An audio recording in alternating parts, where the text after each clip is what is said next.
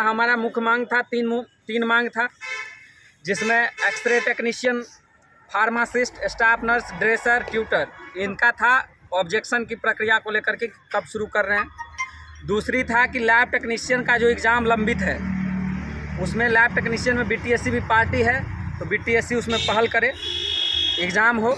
तीसरा था कि इन सभी पदों पे इंक्लूडिंग ओटी, एक्सरे, ईसीजी, सभी फार्मासिस्ट, सभी पोस्ट पे डॉक्यूमेंट वेरिफिकेशन शुरू कराई जाए, कब तक होगी, इसको लेकर के हम लोगों का बात था। आज जब यहाँ आए तो पदाधिकारी से मुलाकात हुई और बीटीएससी के सचिव हैं अमित कुमार जी हैं, जो अभी न्यूली आईएएस बने हैं, कुछ दिन बाद ट्रेनिंग में जाने वाले हैं, इनसे मुलाकात हुई।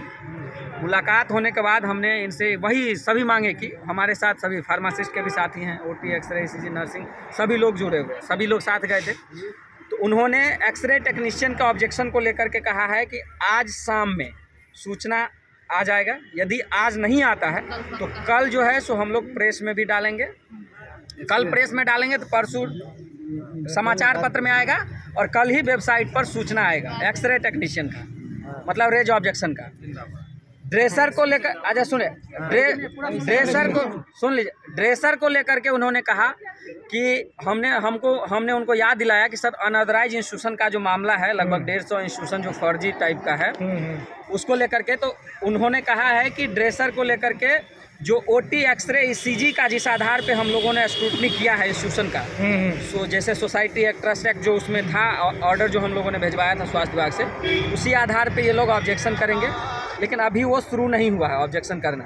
वो बोले हैं कि इसका हो जाता है एक्सरे का नोटिस, उसके बाद हम लोग उस पर लगेंगे, 1 सप्ताह लगभग उसमें टाइम लगेगा। और फार्मासिस्ट को लेकर के उन्होंने कहा है कि कोर्ट का जजमेंट आ गया है, हम लोगों के पास उसका स्वास्थ्य विभाग के तरफ से एक पत्र के माध्यम से आएगा, कोर्ट का जजमेंट का कॉपी आज शायद आ जाएगा आज। उसके बाद ये लोग, उसमें भी बहुत कम कैंडिडेट्स नहीं हैं, उस पर फिर वो लोग अपना स्क्रूटनी करेंगे, क्योंकि इसमें उस स्लिप वाला था कि रजिस्ट्रेशन जिसका नहीं भी है वो स्लिप डाल करके अपना करे, बाद में उसको फिर रेक्टिफाई किया जाएगा। दूसरा कि स्टाफ नर्स, ट्यूटर के मामले में भी हमने पूछा कि सर उसमें जो ऑब्जेक्शन का क्राइटेरिया है वो क्या है, क्योंकि उस समय उसमें भी था कि जिनका रजिस्ट्रेशन नहीं हुआ है वो अपना रजिस्ट्रेशन स्लिप का पर्ची दे दे, जो अप्लाई किए हैं, या उस आधार पे उनको वैलिड किया जाएगा। तो इस पर उन्होंने कहा कि उन लोग उस समय बहुत ज़्यादा छांटने का ज़रूरत नहीं है, जो कोर्ट का डायरेक्शन है उस आधार पे हम लोग फिलहाल शॉर्ट लिस्ट करेंगे ऑब्जेक्शन का, 1 सप्ताह 10 दिन बाद वो होगा।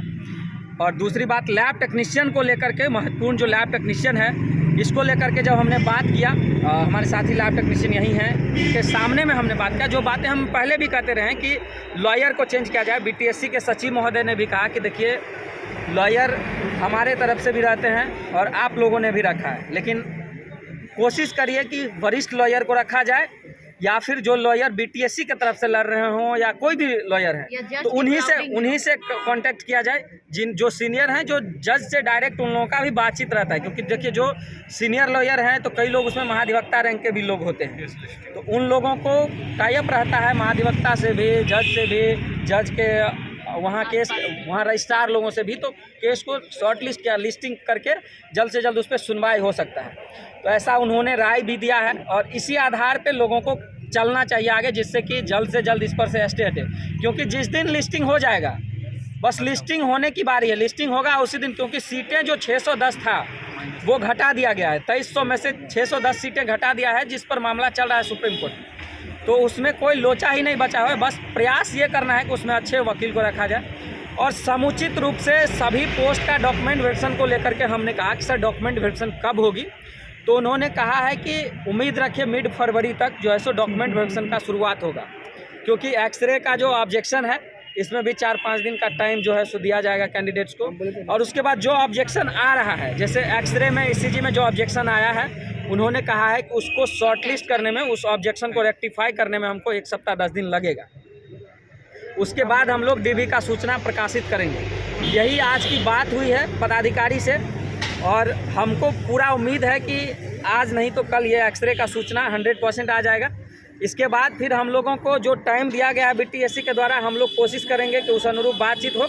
यदि डीबी नहीं होता है तो फिर एक बार फरवरी में हम लोग BTSC पर चढ़ाई करेंगे, क्योंकि हमने ये भी रिक्वेस्ट किया कि OT, एक्सरे, ECG जो तीनों टेक्नीशियंस हैं इसका डॉक्यूमेंट वेरिफिकेशन एक साथ हो। उन्होंने इस बात को हामी भरी है कि हम लोग भी कोशिश कर रहे हैं, बहुत ज़्यादा कैंडिडेट नहीं है उसमें, एक साथ ही हो। और उसके जस्ट बाद फार्मासिस्ट में भी बहुत कम कैंडिडेट है, तो फार्मासिस्ट का भी डॉक्यूमेंट वेरिफिकेशन होगा। बाकी हमने ये भी कहा कि सर कई बार आते हैं तो पदाधिकारी नहीं मिल के यहाँ किसी स्टाफ को भेज दिया जाए, क्लर्कियल स्टाफ सबको।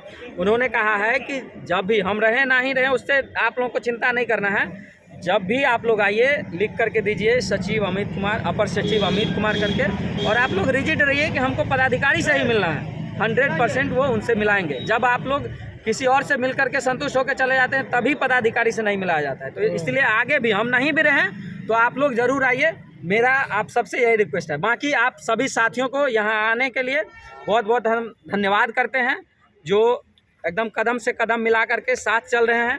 हमने पहले ही कहा था कि सकारात्मक बातचीत अगर नहीं होगी तो पुलिस अरेस्ट करे, हम अरेस्टिंग के लिए तैयार हैं, डिटेन के लिए तैयार हैं, लेकिन हक अधिकार से कोई समझौता नहीं होना है। आगे भी नहीं होगा, पहले भी नहीं हुआ। जिंदाबाद जिंदाबाद। आगे भी हम आप सबसे यही रिक्वेस्ट करेंगे कि जब भी हम लोगों का प्लान हो, ये नहीं कि इसको आगे भी जब प्लान हो तो OT असिस्टेंट हो, एक्सरे टेक्नीशियन हो, ECG टेक्नीशियन हो, फार्मासिस्ट हो, स्टाफ नर्स हो, ड्रेसर हो, ट्यूटर हो, जितने भी कैंडिडेट होते हैं सब लोग आए। देखिए होता क्या है कि ये 5 उंगली है ना, जब एक साथ आता है तो एक बड़ी ताकत बनती है। इसीलिए हक अधिकार के लड़ाई में एकदम बंद मुट्ठी की तरह सभी लोगों को आना है और आवाज़ बुलंद करनी है। छात्र शक्ति जिंदाबाद। बहुत बहुत धन्यवाद।